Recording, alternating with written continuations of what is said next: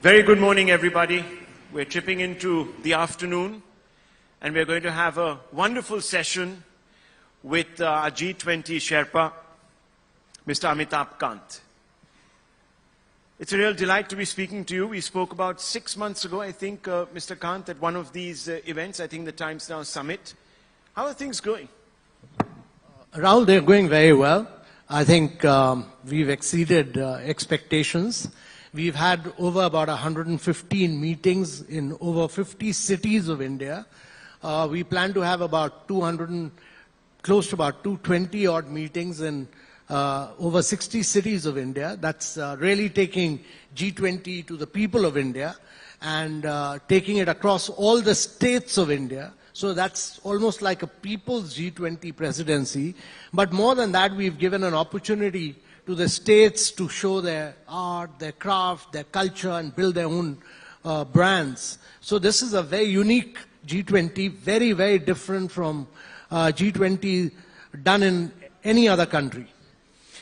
Let me ask you, India aspires to play the role of a Vishwaguru, and that's one of the real themes of our the IEC, the India Economic Conclave. How does assuming the presidency of a group such as this, a very powerful, influential group of nations, help us realize this ambition? So Rahul, if you look back over the years, in the last 5 or 6 decades, we've actually responded to an agenda set by the developed world, always. This is the first time that India is setting an agenda for G20, which accounts for about 85% of the global GDP. So we are setting the agenda and the world is responding to that agenda. And therefore we've picked up a very positive, very constructive development agenda which takes care of emerging markets, which takes care of the global south, and which takes care of a very global, a very human-centric global development. Well, let me be direct with you, and I like to be direct with some of my guests. The reason I asked that question of you and the fact that you suggest that we're setting the agenda, unfortunately, there are some who see India as a part of a problem right now. And that problem, of course, has exploded literally onto the global stage in Europe between Ukraine and Russia. How do you react to this when people say, some of our allies might whisper into your ear, look, we need you to be on the right side of history, for instance? Rahul, let's understand that Russia-Ukraine is a crisis. It's an important issue. It's an important issue for Europe. But you must also understand that the COVID has left 200 million people below the poverty line. 100 million people have lost their jobs. 75 countries in the world are facing a global debt crisis. 1/3 of the world is in recession. The world is facing a crisis of climate action and climate finance. Aren't these important issues? These are very important issues for emerging markets and developing countries. These issues need to be brought center stage, not just the issue of war. That's a very interesting perspective, because as the EAM was also said, Mr. Jaishankar, that look, we don't want to be beating to the Western drum, so to speak. So India is forging this sort of agenda of being the leader of the global south. But leadership requires sometimes, Mr. Kant, to enunciate a principled approach, a morally upright approach to international crises. Do you believe that on this particular war, we are morally on the right side of history? Because the Ukrainians may not think so, for instance. And you need to evolve a common language, I suppose, for a communique when we host the presidency. So, Rahul, I think we are morally right, we are intellectually right, we are philosophically right, we are politically right in all these. And it's important to say that for us, we look at the world as a whole. And when you're hosting a G20 presidency, you need to bring all 20 countries together. The job of India is to bring consensus on a vast range of issues, including economic, developmental issues which are impacting the emerging markets of the world. We should not end up getting caught in just one issue. It's very important to look beyond this issue to understand what the citizens of the world are confronted with and find a solution to the challenges which the citizens of the world are confronted with. We should not get caught up in one issue which is maybe a challenge for Europe right now. But if we get just caught up in that one issue, we'll be forgetting all the other challenges which both emerging and developing countries are confronted with. It's very important to focus on all these issues, and that's very important right now. And how much of this messaging has percolated down to the other interlocutors? To everyone. Every single issue note that we've prepared, the Prime Minister was very clear that we need to focus on inclusive, resilient, and sustainable growth. We need to focus on accelerating the pace of sustainable development goals. We need to focus on digital transformation, which is a huge story of digital public infrastructure for India. We need to focus on a range of issues, including women-led development, which is a major priority for India to transform the world. Those are issues which will transform the world. War, unfortunately, disrupts the world. Yeah. And we have seen that this crisis has disrupted economic revival after COVID. So it does remain a big issue. Would you not agree? There needs to be some sort of a closure. So Rahul, war is a challenge. But irrespective of war in one part of the world needs to move on. Because we must understand that there's a cost of living crisis. There's inflation. There is a challenge of post-COVID era. And if we are not able to use our leadership to provide relief to huge segments of population where learning outcomes have been impacted, health outcomes have been impacted, if we are not able to provide an impetus to growth, if we are not able to provide impetus to climate action, if we are not able to provide increased resources for implementation of sustainable development goals, or if we are not able to make a difference to the lives of citizens, then we'll be failing. And therefore, our focus is very clear. Our focus is very steadfast. Focus on the positives. Focus on the constructive issues. Focus on what is impacting citizens rather than just getting caught up in one issue. We never get over-obsessed with one issue. Very interesting. And I'm going to ask you to elaborate a little bit on India's aspiration to lead the global south, and a large number of countries already beginning to look at India from a leadership prism. But I'll just come to that one question back at this particular sticking point, global sticking point.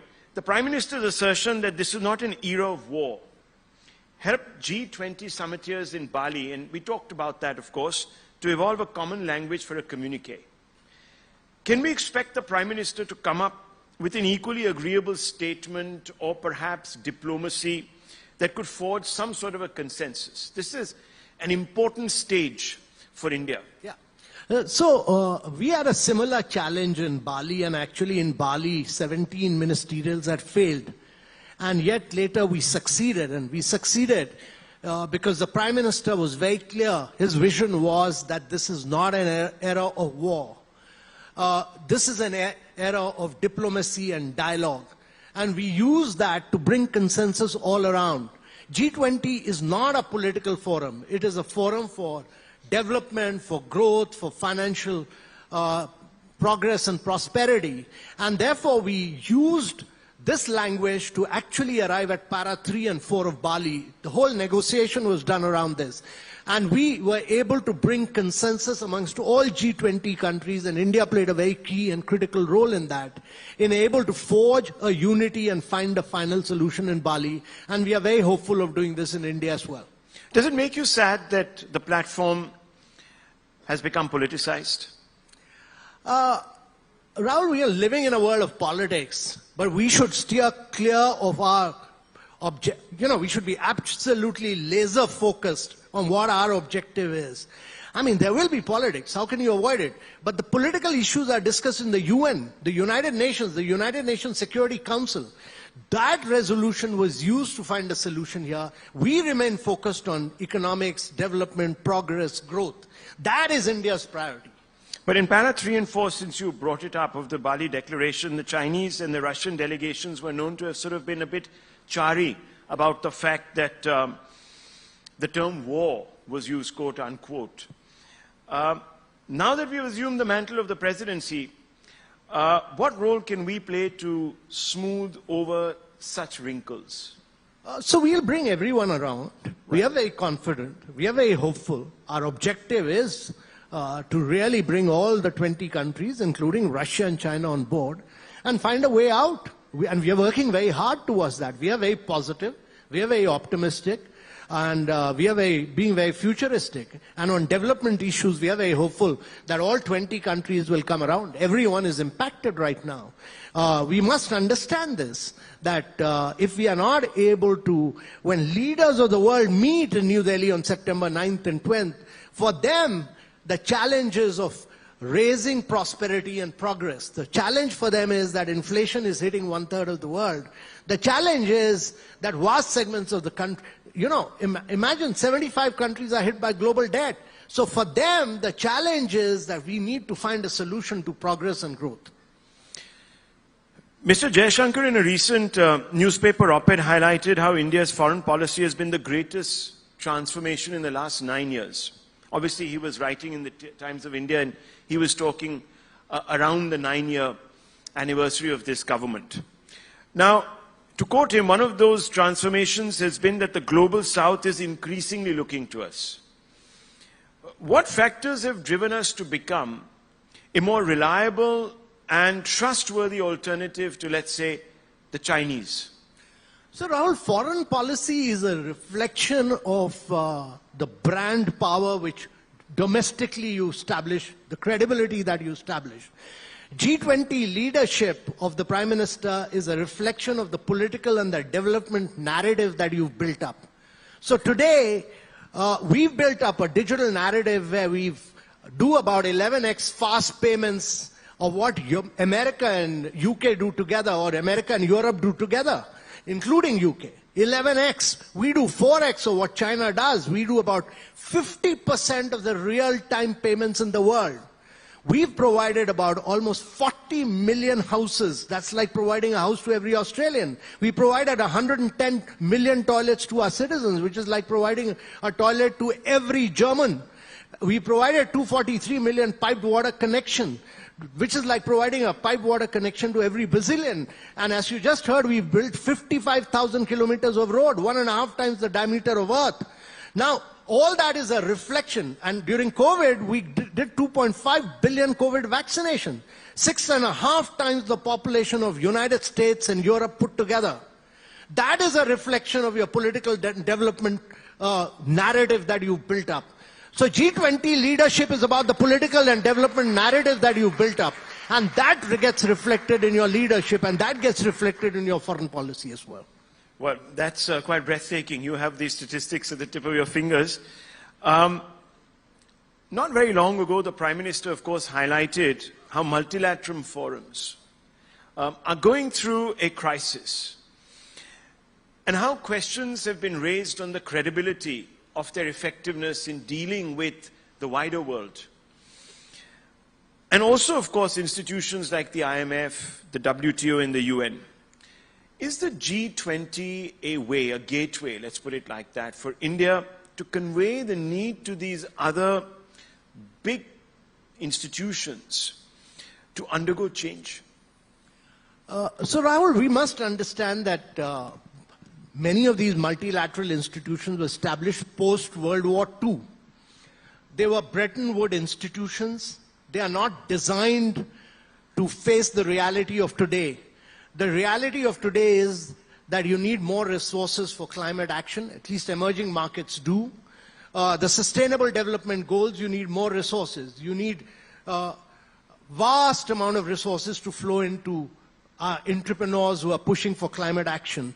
Now, World Bank does a lot of direct finances. It is not able to raise a lot of private finance which is available. There are $350 trillion amount of dollars available from the private sector. But the risk of developing countries is very different from the developed world. And therefore, you get money at 2% in the United States and Europe. you get it about 8% in India, you get it about 16% in Africa, you get it 22% in sub-Saharan countries. Now that makes it impossible for you to do large-scale funding. There's no shortage of money in the world. Huge amount of money is available with institutional lenders, with pension funds. You need blended finance, you need first loss guarantees, you need credit enhancement to enable those funds to flow into emerging markets like India. The important thing to understand is that the growth of emerging markets is going like this, the growth of developed world is coming down. And therefore, most of the growth will come from emerging markets in the next 4 to 5 decades. And you need resources to flow into emerging markets, not the other way around. Today's policies have led to resources from developing countries flowing to the developed world. That is not feasible anymore. You need large segments of population are in emerging markets, and therefore you need emerging markets to grow rapidly, and that requires resources which multilateral financial institutions must enable to flow in. And therefore they need a redesign and restructuring. India took a very massive step recently to hold the G20 in Kashmir. And you piloted that. How was it received? I think it was a phenomenal success. I've never seen such a huge gathering of delegates from all the G20 countries barring one country. We had a lot of private sector participation, but the remarkable thing was that the people of Kashmir welcomed it with so much of warmth and enthusiasm.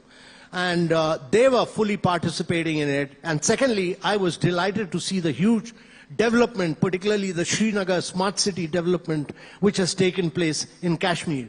So it was really refreshing, and I can tell you that all the delegates who came, they want to come back to Kashmir with their families and friends, and they will become the biggest brand ambassadors of Kashmir. This was a great success story. I don't want to make this political, but there are many from what now is loosely labeled the ecosystem, who said that this was all synthetic fervor. It's all contrived, that the police were hidden behind nice banners, this, that, the other, and you could see that normalcy was just a creation. How do you respond to that? Well, all the delegates went out shopping like normal citizens. They bought a lot of Kashmiri handicrafts and handlooms. They went into the Dal Lake, very far and wide. You must have seen a lot of pictures. They were all like normal citizens, like you and me. I went doing cycling on the smart city area, and I was walking around the city. It was absolutely normal. I've never seen Kashmir so refreshing, so nice, and beautiful warmth of the people. I mean, more than anything else, the people of Kashmir really welcomed the G20 in a very big way. Well, let me ask our audience here, how many of you have been to Kashmir in the last few years? Wow. I think that's the answer. So you see the response. I think it's a fabulous tourism destination. And I was delighted to see a vast number of tourists coming in from all parts of India into Kashmir. And all of you many of you have been there, but all of you must go there. And you know, the people of Kashmir want normalcy more than anything else. And they are all normal. Actually, we make a huge issue out of it, but they were absolutely normal, and they were full of tremendous amount of love and warmth. A quick voice vote here in the audience. Did you feel the normalcy? Well, I think that's quite a strong enunciation. No, absolutely So normal. then let me ask you, it must hurt that countries like Saudi Arabia that we're really developing ties with, Egypt, Oman and Turkey, the Prime Minister recently congratulated Erdogan on his victory there. They weren't on board. No. You see, one thing, Rahul, we must understand that travel and tourism is also a private sector activity. You know, from taxi driver to tour operator to travel agents to hotel owners are all private. So many of these countries were represented by the private sector in a very big way. Other than China, everyone was present there. So they were just posturing. Yeah. So everyone was present. Okay, that's reassuring. Yeah. The Western media, of course, stuck to its guns on Kashmir, saying, and you know the headlines, you've seen them in The Guardian, you saw them in other leading publications. why do you think they're so invested in talking down the story? You know, they have many of these intellectuals across the world have a particular perspective which has existed with them for 7 decades. I think we are in the midst of busting that in a very big way in terms of our growth. I mean, we've registered, we are the largest growing economy in the world. We are the 5th largest economy in the world. We are going on to become the 3rd largest economy in the world. We must be confident about ourselves. We shouldn't worry too much about a little bit of criticism here or there. We should just march on regardless. We should accelerate the pace of our growth. That is what we are doing through infrastructure growth. We've provided 150% more allocation for infrastructure in the last 3 years, which has never happened in the history of any country. So we are a confident young nation. You know, our average age is 29. Don't worry about Guardian writing something. Just move on regardless. Move on regardless. My final question to you. Mr. Kant, you're obviously being well received. Now I want to ask you this. When you look at September, if you were a newspaper editor, what were the headlines that you would write? Well, the next day headline would be that G20 a remarkable success story and a great leadership by the India's Prime Minister. Can you elaborate on this? He's visionary. He's looking at he's looking at the entire world from a human-centric globalization perspective. He's looking at the global south. He's looking at the emerging markets. It's his leadership. So I'm very clear that the Prime Minister will push this narrative in a very big way in terms of all the key issues, in terms of resilient and sustainable growth, in terms of acceleration of sustainable development goals, in terms of digital transformation, in terms of climate action and climate finance, and in terms of women-led development. It's his leadership, his vision, which will get translated all across the world. And some people are calling him the boss. Yeah. Let me just ask you this, because it's an important one. How much does leadership determine the agenda, the narrative of meetings such as this? I would give it about close to about there are three issues, and I'll give you the breakup. I think the political leadership and the development narrative in the leadership of G20 is critical and very, very important. And I think that's where India is scoring. The rest about it is the priorities which we spell out, which has been spelled out by the political leadership, and how we execute it, which is very different. It's very different than doing World Cup in Qatar in 10, 15 days in one city. We've taken it to the people of India. We've taken it to all the cities and states of India. We've created state brands. And therefore, the political leadership and the political narrative and the developmental perspective of the Prime Minister has given a totally different dimension to the G20. No other G20 in any other part of the world has been done in such a dynamic, refreshing, vibrant manner as India has done. Ladies and gentlemen, Amitabh Kant.